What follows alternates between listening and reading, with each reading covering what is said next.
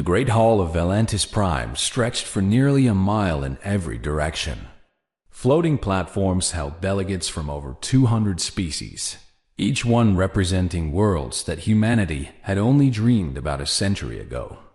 Crystal pillars rose toward a ceiling that showed the stars themselves, and the air hummed with translation devices working in thousands of languages. Daniel Shaw stood at the center podium, his gray hair neatly combed and his Earth Federation uniform pressed to perfection.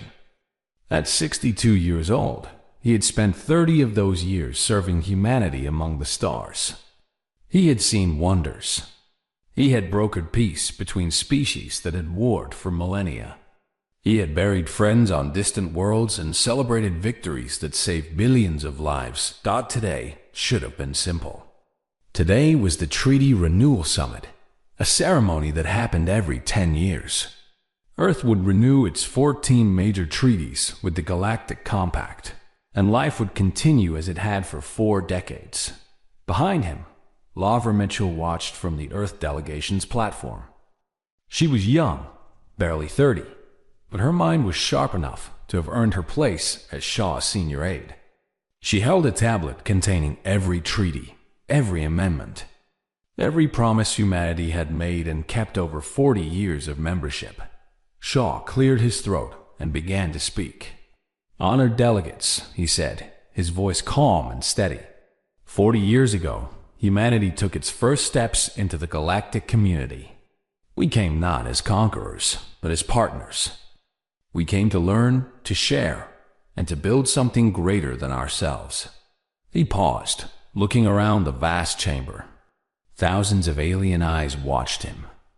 Some were friendly. Most were not. In these 40 years, Earth has contributed much to our shared prosperity. Our engineers have helped build stations across the frontier. Our doctors have served in hospitals on 300 worlds. Our soldiers have stood beside yours in defense of peace.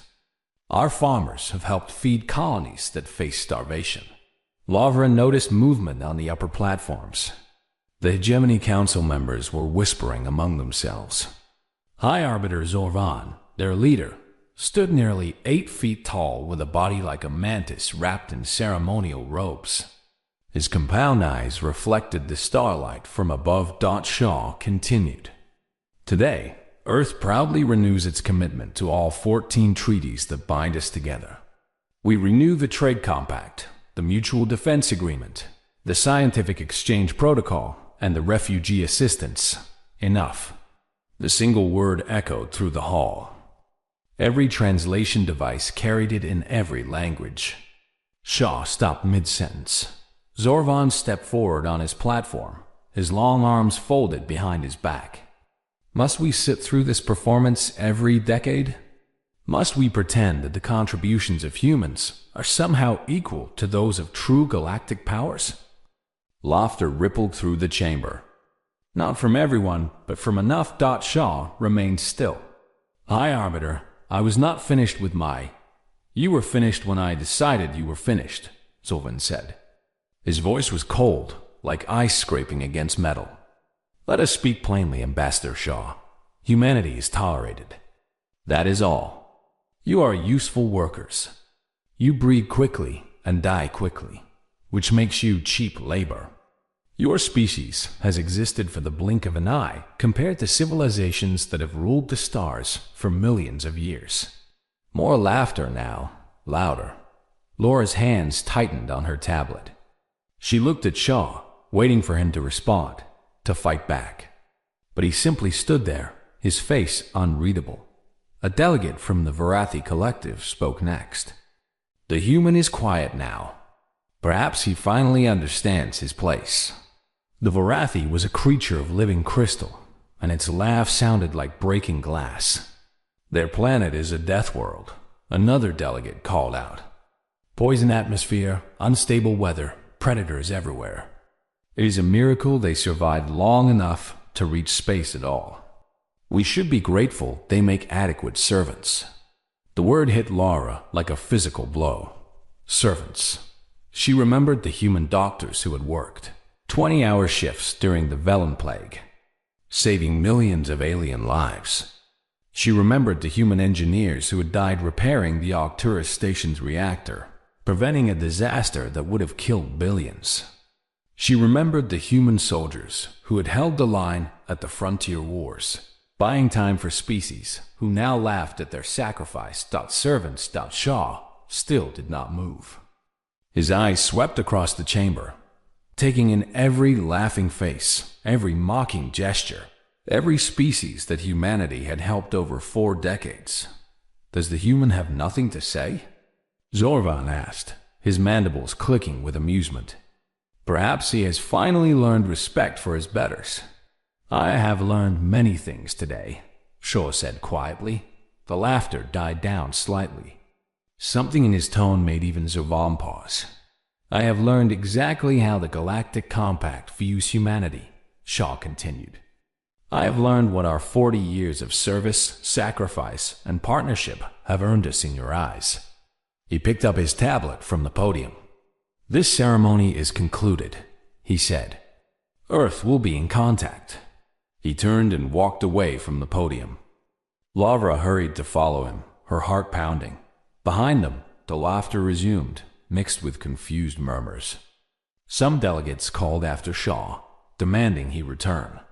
Others simply found his departure amusing. In the corridor outside the Great Hall, Shaw walked in silence. His footsteps echoed against the polished floor. Lavra stayed beside him, afraid to speak. They reached the Earth delegation's quarters.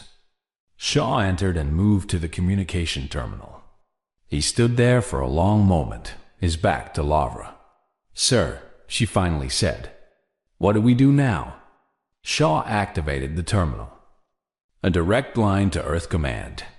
We do what humans have always done when we are treated as less than we are, he said. His voice was calm, but there was something beneath it now. Something cold. We remind them of our worth. The connection established. A face appeared on the screen. Ambassador Shaw, the voice said. We watched the broadcast. All of Earth watched. Good, Shaw replied. Then you understand what I am about to ask. He paused, and when he spoke again, his words carried the weight of 40 years of service, sacrifice, and now, insult. They've made their choice. Now we make ours. Contact President Cole. Tell him it is time for Earth to remember who we are. Lavra watched her ambassador, and for the first time in her career, she felt something she had never expected. She felt sorry for the galaxy. The broadcast from Volantis Prime reached Earth in minutes. Within hours, every human in the solar system had seen it. Within a day, every human colony across 30 star systems had watched their ambassador stand in silence while the galaxy laughed at their species. President Marcus Cole sat alone in his office in Geneva. The lights were dim. The screen on his desk showed the moment frozen in time. Daniel Shaw at the podium. Zorvan's mandibles open in mockery. Hundreds of alien delegates laughing at the very idea that humanity mattered. Cole was 60 years old. He had been a soldier before he was a politician. He had fought in the border conflicts and lost friends to enemies who later became allies. He believed in patience. He believed in building bridges. But even bridges had limits. His aide knocked on the door. Sir, the United Council is assembled. They are waiting for you. Cole stood up. He straightened his jacket and walked to the door. Before he opened it, he paused. How are the people taking it? He asked. Angry, sir. Very angry. The protests just started an hour after the broadcast. They are peaceful so far, but the mood is... The aide searched for the right word. Cold. Cole nodded. Cold was worse than angry. Angry burned out quickly. Cold lasted. The United Council chamber held representatives from every nation on Earth and every human colony beyond it. 300 men and women who spoke for 12 billion people. They rose when Cole entered, and they did not sit until he reached the central podium. You have all seen what happened, Cole began. He did not waste time with greetings. For 40 years, we have given the galaxy our best. Our workers, our doctors, our soldiers, our scientists. We asked for nothing but respect and fair treatment. Today, we learned what that means to our so-called partners. Murmurs filled the chamber. I have spoken with Ambassador Shaw. I have reviewed our legal options. And I have made a decision that I now bring before this council. He placed his hands flat on the podium. Article 7 of our Constitution allows for immediate withdrawal from all external agreements when the dignity and sovereignty of humanity is threatened. I am invoking Article 7. I am asking this council to approve the termination of every treaty, compact, an agreement that binds us to the Galactic Compact. Silence. Then, slowly, voices began to rise. Every treaty? Someone asked. That includes defense agreements, trade routes, medical exchanges. We have hundreds of thousands of people working across the galaxy. We bring them home, Cole said simply. All of them. That will cause chaos, another representative said. The systems that depend on human workers, human technology, human support, will learn to survive without us, Cole finished. Just as they clearly believe they can. Admiral Carla Jensen stood from her seat. She was the commander of Earth's Deep Space Fleet, a woman who had spent her life among the stars. Mr. President, I support this action, but I want to be clear about what we are doing. This is not a bluff. If we withdraw, we must be prepared to stay withdrawn. We cannot blink. I know, Cole said. That is why I am asking for a unanimous vote. Every nation, every colony. If even one voice dissents, we will find another path. But if we do this, we do it together. The vote took 6 hours. Representatives argued. Some pleaded for patience. Others demanded immediate action. But in the end, when the final count came, not a single vote stood against withdrawal. Humanity had spoken at midnight Earth Standard Time. A message was transmitted to every species in the Galactic Compact. It was short, it was polite, and it was absolute. Effective immediately, the Earth Federation withdraws from all existing treaties, agreements, and accords with the Galactic Compact and its member species. All human personnel, assets, and resources will be recalled to human-controlled space. We thank you for 40 years of partnership and wish you well in your future endeavors. The message reached Volantis Prime during what the aliens called their morning cycle. At first, the reactions were amused. Zorvan himself read the message and clicked his mandibles in what passed for a chuckle among his species. The humans are throwing a tantrum, he told his aides. They will calm down in a few days. They need us far more than we need them. Similar reactions echoed across the galaxy. The Vorathi Collective sent a mocking response. The Hegemony Council did not bother to respond at all. A few smaller species sent concerned inquiries, but they were mostly ignored. No one took it seriously. That changed within 48 hours. Kevin Price was the director of the Human Logistics Network. From his office on Earth, he coordinated supply chains that stretched across 30 star systems. Human-run shipping routes. Human-maintained communication relays. Human-operated fuel depots that kept galactic trade moving. When the withdrawal order came, he did not hesitate. Shut it down, he told his team. All of it. Every depot, every relay, every shipping contract. Our people come home. Sir, one of his officers said, some of these systems have no backup. If we pull out, their entire supply chain collapses. Price looked at her. Did they think about that when they called us servants? The officer had no answer. Across the galaxy, human workers began to leave. Not in a panic, but in an organized, efficient withdrawal that surprised everyone watching. Engineers packed their tools. Doctors finished their current patients and transferred records to local staff. Soldiers handed over their posts to Allied forces and boarded. Transport ships heading for human space. Admiral Jensen coordinated the recall personally. 400,000 humans scattered across hundreds of worlds, and every single one of them needed safe passage home. "We leave no one behind," she ordered her fleet captains. "Not one person.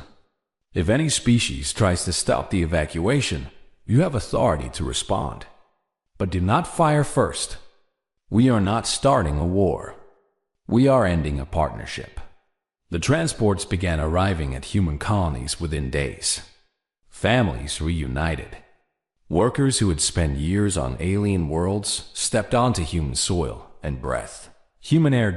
And the galaxy began to notice. On the hegemony's primary agricultural world, human irrigation specialists had maintained the water systems for 3 decades. When they left, no one knew how to operate the equipment.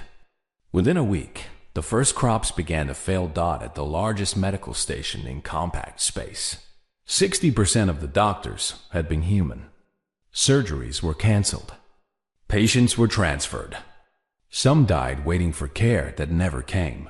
Trade convoys that had traveled safely under human escort suddenly found themselves alone in space. Pirate attacks tripled in the first week. And still, the laughter continued. Surely, the aliens told themselves, this was temporary. Surely, humanity would come crawling back. They were wrong. On Earth, President Cole addressed the people one final time. "We did not want this," he said. "We wanted partnership. We wanted respect. We were denied both. So now we will stand alone. We will build our own future. And when the galaxy is ready to treat us as equals, we will be here." He paused, and his eyes hardened. "But we will never again beg for a seat at a table that mocks us. Never again." Across human space, 12 billion people watched. And for the first time in 40 years, they felt something they had almost forgotten. Pride. 7 days after humanity withdrew from the Galactic Compact, the first real panic began. Ryan Torres had worked as an agricultural engineer on Valori 6 for 8 years. The planet was known as the breadbasket of the hegemony, producing enough food to feed 50 worlds. Its soil was rich, its climate was perfect, and its water systems were the most advanced in the sector. Ryan had helped build those water systems. He had designed the pumps, programmed the distribution networks, and trained the local workers to handle basic maintenance. For 8 years, everything had worked perfectly. Now he stood at the edge of a dying field, watching the last transport ship load his equipment.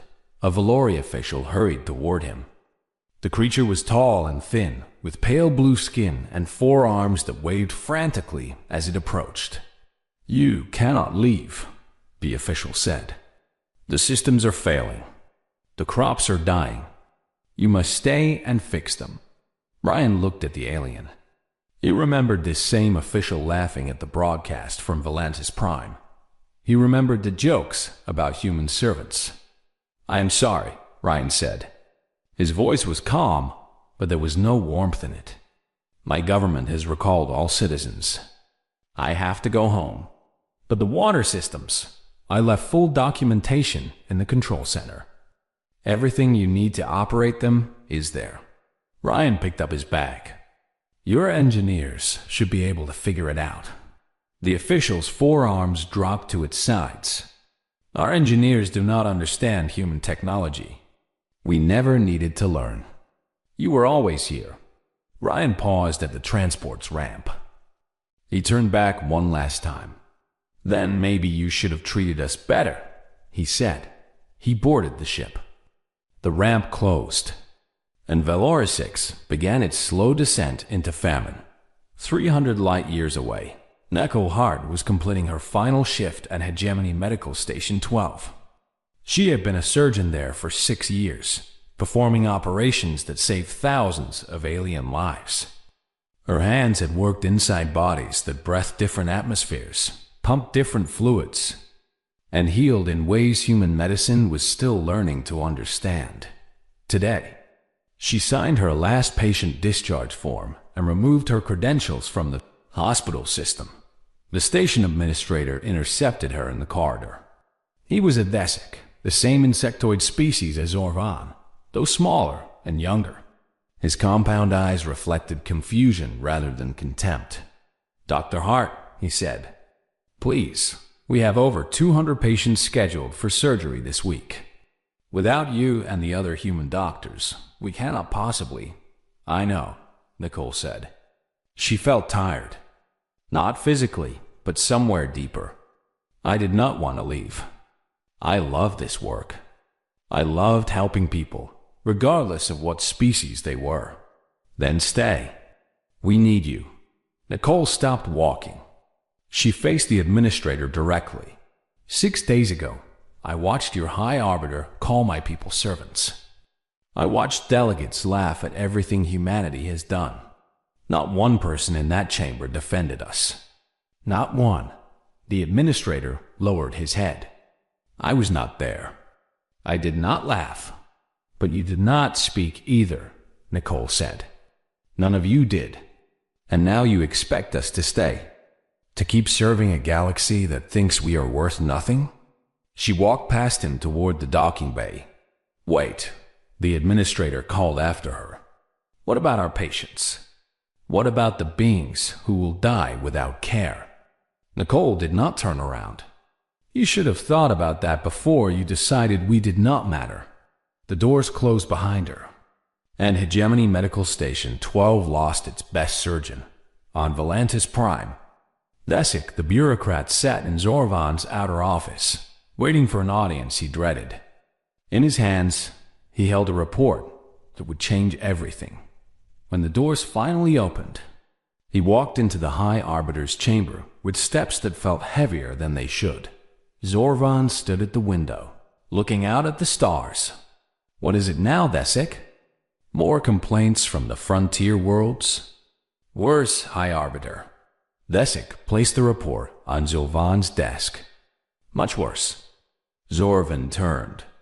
He picked up the report and began to read. As his compound eyes moved across the data, his posture slowly changed. The casual contempt faded. Something else took its place. "This cannot be accurate," he said. "I verified it 3 times, High Arbiter. The numbers are correct." The report was simple but devastating. In 40 years of partnership, humanity had quietly become essential to galactic civilization. Not because humans were special, not because they were superior, simply because they were willing to do the work that needed doing. 34% of all interspecies logistics operations were run by humans, or depended on human-maintained infrastructure. 28% of medical facilities in compact space employed human doctors, nurses, or technicians. 41% of frontier defense was coordinated through human command structures. And all of it was now gone. The Valori agricultural worlds are reporting crop failures, Desic continued. Medical stations across 3 sectors are operating at reduced capacity. Trade convoys are being attacked by pirates who know human escorts are no longer protecting them. Communication relays are going offline because no one remembers how to repair them. Zorvan set the report down. "Exaggeration, panic. These problems will resolve themselves in time.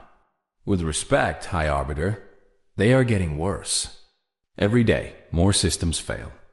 Every day, more species send requests for human workers to return." Desic paused.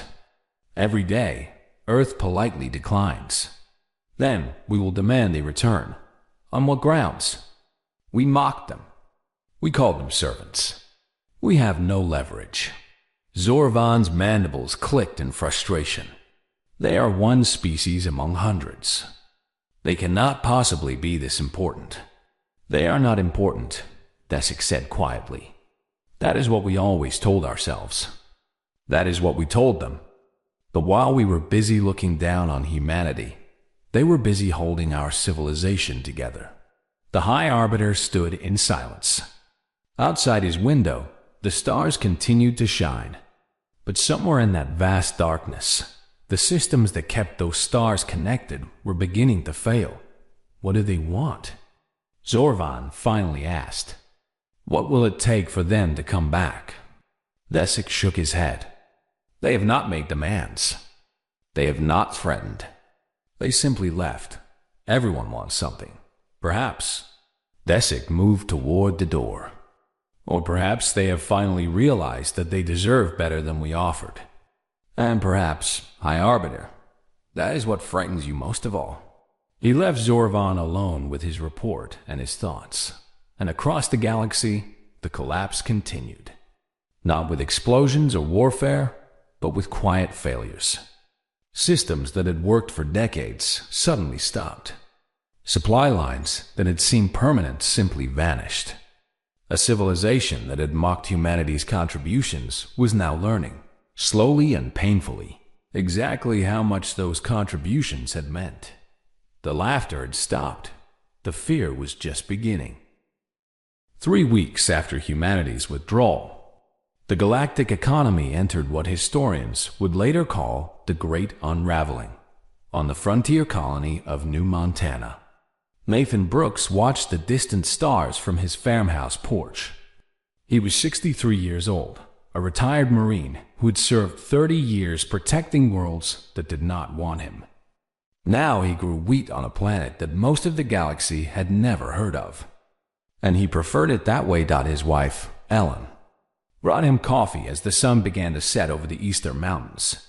Raiders hit the Patterson farm last night, she said. Took half their harvest. Nathan nodded. He had heard. Everyone had heard. With human military forces withdrawn from frontier protection, opportunistic raiders and hostile species had sensed weakness. The attacks were small at first. A supply ship here, an isolated settlement there. But they were growing bolder. How many families have signed up for the militia? He asked. 47 so far. More every day. Nathan sipped his coffee. He had hoped to spend his retirement in peace. But peace, it seemed, required people willing to defend it. Then we start training tomorrow, he said. The next morning, he stood before a group of farmers, teachers, shopkeepers, and retired soldiers. None of them had asked for this. All of them understood what was at stake. The galaxy thinks humans cannot survive without them, Nathan said. They think we are too weak, too dependent, too small to stand alone. Today, we proved them wrong. He picked up a rifle that he had not held in 5 years. New Montana is our home. No one takes our home. The training began far from the frontier, on the station of Valantis Prime. High Arbiter Zorvan convened an emergency session of the Galactic Assembly. The great hall that had echoed with laughter 3 weeks ago was now filled with desperate voices. The food shortages are spreading, the Valori delegate reported. Without human agricultural support, we cannot feed our outer colonies. We are facing famine within 2 months. Our medical systems are overwhelmed, another delegate added. Human doctors handled 60% of our complex surgeries. We have lost thousands of patients already. Pirates have seized control of 3 shipping lanes, a military commander announced. Without human escort ships, we cannot guarantee safe passage for trade convoys. Zorvan listened to complaint after complaint. Each one added to the weight pressing down on his shoulders. Each one reminded him of the laughter that had filled this same hall not long ago. Enough, he finally said. We must bring the humans back. We will demand their return to treaty obligations. A murmur spread through the assembly. How do you propose we do that? The Vorathi delegate asked. We cannot force them. Their fleet is small but capable. A war would cost us more than we can afford. We do not need force, Zorvan said. We remind them of their obligations. We remind them that they signed treaties.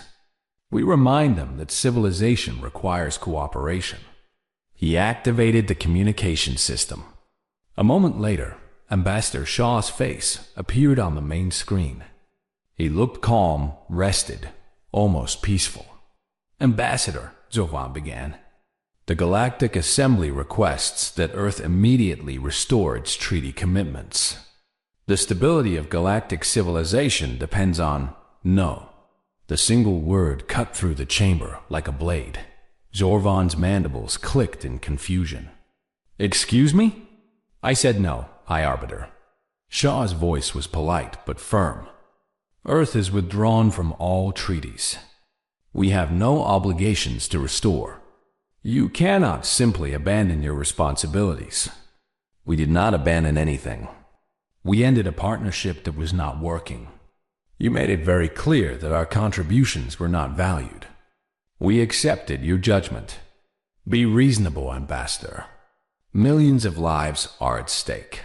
Shaw leaned forward slightly. His eyes, broadcast across the great hall, held no anger, only a quiet, unshakable resolve. "I stood in that very hall and offered humanity's continued partnership. I was interrupted. I was mocked. I was called a servant." He paused. "You do not get to mock us one day and demand our help the next. That is not how partnership works." The connection ended. Zorvan stood frozen. The assembly hall erupted in arguments, accusations, and panic. But the High Arbiter heard none of it. For the first time in his long life, he had encountered something he did not know how to defeat: human dignity. While the great powers argued, a smaller ship approached Earth quietly. Ambassador Yanara of the Selthari had come alone, without escort or announcement. Her species had been silent during the mockery at Volantis Prime. They had not laughed, but they had not spoken either. She requested a private meeting with President Cole. To her surprise, he agreed that they met in a small garden outside the presidential residence in Geneva. The sun was setting, painting the sky in shades of orange and gold that reminded Yanara of her own homeworld. "Thank you for seeing me, Mr. President," she said. Her voice was soft, musical, translated through a small device at her throat. "You came a long way, Ambassador." I was curious why. Yanara lowered her head in what was, for her species, a gesture of deep respect. "I came to apologize. On behalf of the Selthari, and on behalf of myself. We should have spoken when your ambassador was humiliated. We should have defended you. We did not, and I'm ashamed." Cole studied her for a long moment. "Why did you stay silent?" "Fear," she admitted. "The hegemony controls trade routes essential to our survival. We were afraid that defending humanity would make us targets. And now? Now I understand that our silence made us complicit. And I understand that a galaxy that mocks kindness does not deserve to survive unchanged." Cole turned and walked slowly along the garden path. Yanara followed. "What do you want from us, Ambassador?" "Not a return to the old treaties. We know that will not happen. We want something different. A private alliance between our peoples. Mutual support. Fair trade. Respect." Cole stopped at a bench overlooking a small pond. He sat down and gestured for Yanara to join him. "You understand that any alliance with Earth will anger the hegemony. Yes, you understand that we will not pretend the insult never happened. That our return to galactic cooperation, if it comes at all, will be on our terms." "I understand. And I accept." Cole nodded slowly. "Then we can talk." As night fell over Geneva, a new relationship began to form. Not between humanity and the galaxy, but between humanity and a single species that had found the courage to do what was right. On Volantis Prime, Zorvan received a report that the Selthari ambassador had been seen on Earth. He dismissed it as desperation from a minor species. He sent a personal message to Ambassador Shaw, asking what it would take for humanity to return. Shaw's response arrived the next morning. It contained only one line. "That depends entirely on whether the galaxy has learned anything." Zorvan read the message a dozen times. For the first time, he began to wonder if the lesson being taught was not for humanity, thought it was for him. 2 months after humanity's withdrawal, the Galactic Assembly gathered once more. But this time, the atmosphere was nothing like before. The Great Hall of Valantis Prime, once filled with laughter and contempt, now held only silence and shame. Delegates who had mocked humanity's contributions now sat quietly, their world suffering from shortages, system failures, and growing chaos. The crystal pillars still rose toward the stars, but the confidence that had once filled this space was gone. High Arbiter Zorvan stood at the central podium. His posture was different now. The arrogance had faded. In its place was something that looked almost like humility. "I have called this Reconciliation Summit," he announced, "to address the crisis facing our civilization, and to welcome a delegation from Earth." The doors at the far end of the hall opened. Ambassador Daniel Shaw walked in first, his gray hair and steady gaze unchanged from the day he'd been humiliated in this very room. Behind him came Admiral Carla Jensen in her crisp uniform and Director Kevin Price, who had dismantled the human logistics network with quiet efficiency. They walked to the Earth delegation's platform without speaking. 200 species watched them in silence. Shaw looked around the chamber. He took his time, meeting the eyes of delegates who had laughed at him, who had called his people servants, who had thought humanity was nothing more than cheap labor. Then he spoke. 63 days ago, I stood where you stand now, High Arbiter. I came to renew 40 years of partnership. I was interrupted. I was mocked. I was told that humanity's contributions meant nothing. His voice was calm, but it carried to every corner of the vast hall. Today, I return. Not because we need you. We have learned to stand alone. Not because we fear you. Our frontier colonies have defended themselves against raiders your fleets ignored for years. Not because we regret our decision. We do not. He paused. I return because despite everything, humanity still believes in cooperation. We still believe that different species can work together for the common good. But we will not return to what was. That chapter is closed forever. Zorvan stepped forward. His movements were slow, deliberate. When he spoke, his voice held none of its former contempt. Ambassador Shaw, on behalf of the Hegemony Council and the Galactic Assembly, I offer a formal apology for the treatment you received. The words spoken in this chamber were wrong. The laughter was wrong. We were wrong. A murmur rippled through the assembly. Many delegates had never heard Zorvan apologize for anything. Humanity's contributions were not just valuable, Zorvan continued. They were essential. We did not see this because we did not want to see it. We looked at your short lifespans and saw weakness.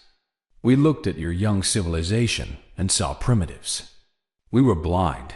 He lowered his massive head. I ask what Earth requires to restore our partnership. Shaw nodded to Admiral Jensen.